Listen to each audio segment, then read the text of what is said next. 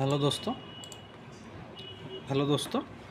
Bank Nifty के एक bank Nifty की एक लर्निंग वीडियो है ये, जो कि वीकली एक्सपायरी एनालिसिस होगा। कल 27 अप्रैल है और कल हमारा एक्सपायरी भी है, जो कि मंथली एक्सपायरी अप्रैल मंथ के लिए। तो यहाँ पे एक इंटरेस्टिंग जगह पे मार्केट क्लोज हुआ है। तो डेली चार्ट में अगर हम देखें तो एकदम इस पॉइंट से 39,200 के नज़दीक से ये वन वे मूव किया है 42,600 तक, और वहाँ से एक ट्रायंगल पैटर्न बनाया है और कुछ दिन इसी के अंदर ये ट्रेड करके फिर इसने ब्रेकआउट दिया है और उसको सस्टेन भी किया है और बहुत ऊपर भी क्लोज भी किया है। तो यहाँ से एक शानदार ऊपर की मूव या शानदार एक बुल मार्केट हमको देखने को मिल सकता है, यानी एक नया रन हमको देखने को मिल सकता है ऊपर की तरफ। तो ऐसा एक सेटअप यहाँ पे बना हुआ है। लेकिन यहाँ पे दो चीज़ हमको यहाँ पे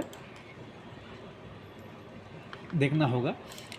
अगर हम यहाँ देखें तो यहाँ एक ग्रीन कैंडल बना था, उसके बाद एक रेड कैंडल बना था, फिर एक ग्रीन कैंडल इसी रेड कैंडल के क्लोज पे बना और अगले दिन एक रेड कैंडल बनाया और फिर गैप डाउन होकर एक नीचे को मूव दे दिया।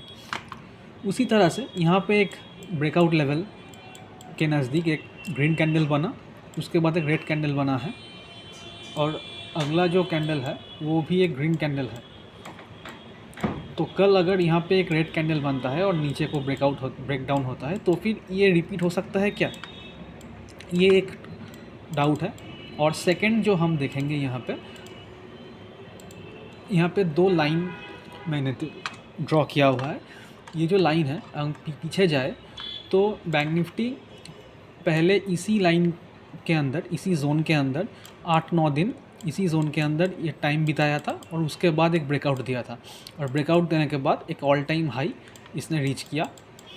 उसके बाद जब ये नीचे आया तो इसी लेवल पे ये सपोर्ट लिया था, उसके बाद ये ब्रेक डाउन हुआ और फिर जब ऊपर को आया तो यहाँ पे ही टाइम बिता के फिर ऊपर गया और इस लेवल को ब्रेक करने के बाद इसी लेवल पे ये रेजिस्टेंस लिया है।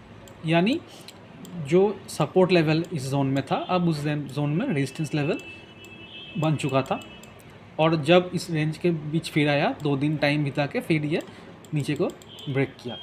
अब यहाँ से उठ के ये पहली बार इसने इस लेवल को टच किया और नीचे क्लोज दिया, दूसरे दिन भी नीचे क्लोज दिया और आज इसने ऊपर को क्लोज दिया है। तो ये जोन एक इम्पॉर्टेंट जोन है। तो पहली बार जब इसने टच किया तो नीचे आके क्लोज किया, सेकेंड दिन इसने ब्रेकआउट देने की इसके अंदर इस लेवल के ऊपर सस्टेन होने की बहुत ट्राई किया लेकिन क्लोज नीचे आके हुआ। लेकिन आज का जो कैंडल है वो एकदम ऊपर जाके क्लोज हुआ है और इसी हाइक पे ये क्लोज हुआ है। तो इस जोन में अगर ये सस्टेन करता है तो फिर इसी जोन में कुछ दिन अगर ये कंसोलिडेट करता है तो फिर हम एक ऊपर की साइड ब्रेकआउट और ऑल टाइम हाई भी हम देख सकते हैं। तो ऐसी जगह पे बैंक निफ्टी खड़ा है। तो 15 मिनट में अगर हम देखें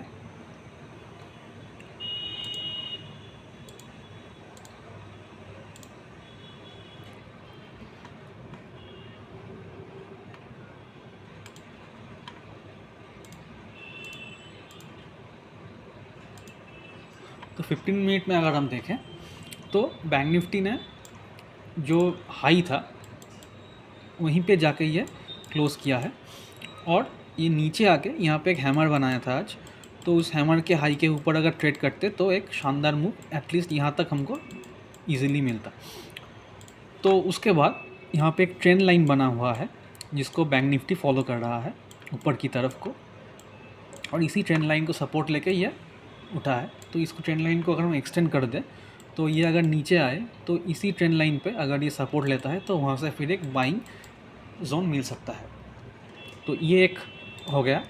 सेकंड जो है कि यहाँ पे एक नेकलाइन स्टार फॉर्मेशन हुआ है, ये कैंडल के बाद एक कैंडल यहाँ पे हॉल्ट हुआ है। तो इसी जोन में अगर बैंक निफ्टी खुलता है और 20 मिनट 25 मिनट आधा घंटे इसी रेंज में अगर टाइम बिताता है और फिर ये ऊपर की साइड ब्रेकआउट देता है तो एक शानदार मूव हमको ऊपर को देखने को मिल सकता है। तो 42,898 के ऊपर एक बाइंग मोमेंटम आ सकता है। तो उसके ऊपर अगर हम टारगेट लें तो पहला टारगेट जो होगा वो 43,008 का होगा, यानी 43,000 को ब्रेक करके कुछ दूर और ये जा सकता है। सेकेंड टारगेट जो होगा वो 43,158 का होगा, और थर्ड टारगेट जो होगा वो 43,268 का होगा। तो ये 3 टारगेट के लिए हम कल प्ले कर सकते हैं, और ये ईच लेवल के ऊपर अगर सस्टेन करता है तो फिर हम पिछले टारगेट को देख सकते हैं। लेकिन इसके ऊपर जो क्लोज हुआ है, अगर इसके नीचे ये थोड़ा गैप डाउन होकर अगर इसके नीचे चला आता है और इस ट्रेंड लाइन के नीचे अगर सस्टेन करता है तो फिर 42,788 के नीचे हम इसको सेल कर सकते हैं। पहला टारगेट जो होगा वो 42,652 का होगा। दूसरा टारगेट जो होगा वो 42,522 का होगा, और इसी एक्सपायरी एनालिसिस में मैंने कहा था कि 42,522 एक इम्पॉर्टेंट लेवल है, और यहीं पे आके ये बाउंस हो सकता है। तो अभी भी ये हो सकता है, लेकिन ये लेवल बहुत इंपॉर्टेंट है। लेकिन इसके अंदर अगर एक नीचे एक 15 मिनट कैंडल क्लोज होता है और सस्टेन करता है तो फिर थर्ड टारगेट हमको देखने को मिल सकता है, जो कि 42,434 का है। तो ये 3 टारगेट हम नीचे की तरफ देख सकते हैं एक्सपायरी के लिए।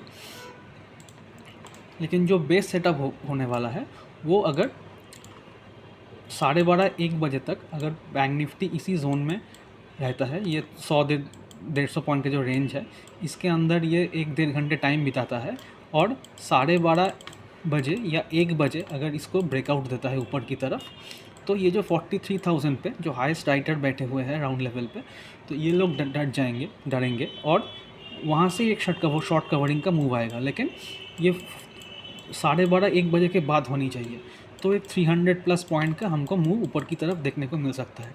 तो 43,000 कॉल को हम रखेंगे एज वॉच लिस्ट, और अगर लेकिन ये कंसोलिडेट होना चाहिए।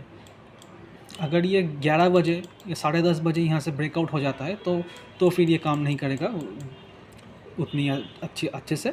और अगर ऐसा भी होता है कि ये बहुत नीचे से आके ऊपर को चला जाता है वन शॉट, तो भी ये नहीं होगा। तो 42 ये 850-900 का जो लेवल है और 43,000 इसी के बीच ये 1-1.5 घंटे बिताना चाहिए इसी रेंज में, और 43,000 के ऊपर क्लोज नहीं होना चाहिए इस समय पे। और 12:30-1 बजे के बाद अगर ये ब्रेकआउट देता है तो एक 250-300 पॉइंट का मूव हमको ऊपर को देखने को मिल सकता है वन वे शॉर्ट कवरिंग। तो वो हमारे लिए बेस सेटअप होने वाला है, तो हम इसको देखेंगे और वॉच में रखेंगे। ये जो लेवल्स प्रोवाइड किया है उसको देख के हम ट्रेड करेंगे। लेकिन मैं तो ऐसे ट्रेड करूँगा, लेकिन एक डिस्क्लेमर कि ये जो वीडियोस है ये सिर्फ एजुकेशनल पर्पसेस के लिए है। आपके जो फिनेंशियल रिस्क है वो आपको समझना चाहिए। तो आई एम नॉट सेवी रजिस्टर्ड एनालिस्ट, और मैं एक ट्रेडर हूँ, तो इसमें मेरा पोजीशन भी रह सकता है और शायद रहेगा भी। तो आप इसका वीडियो का पर्पस एजुकेशनल है, और ताकि आप इन्फॉर्म डिसीजन ले सकें। तो ये था दोस्तों बैंक निफ्टी के एनालिसिस की video. I hope you enjoyed this video and thank you for watching. Hello दोस्तों,